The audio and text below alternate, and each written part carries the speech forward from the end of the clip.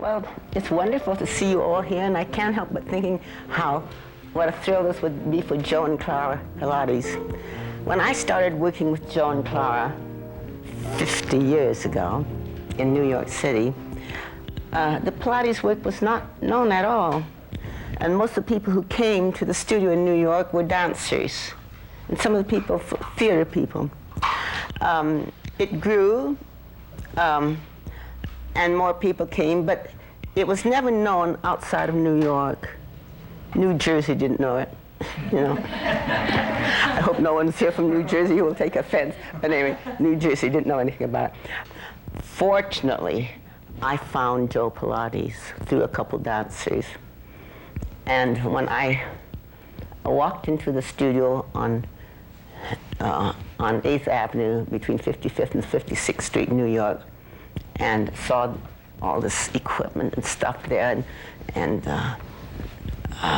very strange, you know. Met Joe and Clara, and Joe looked at me, and I could feel he was X-raying me, you know, but very nicely, very kindly. He was X-raying me. He saw everything. And he began having me do various exercises, and they were not difficult. I learned about not using too many springs, about not repeating things too many times. 10 times is not better than 5. Joe had a genius about equipment. When someone came to him with some disability, he didn't have some equipment that he thought was right for them, and he felt they needed equipment. He designed it and built it. Sometimes he built equipment for that person to take home with them, something that could be folded. That's one of the ways the chair started, was he built that for someone who couldn't afford or didn't have room to use a reformer. He was a creative genius in that way. So Pilates is not just a series of exercises. Pilates is a concept. It's a philosophy.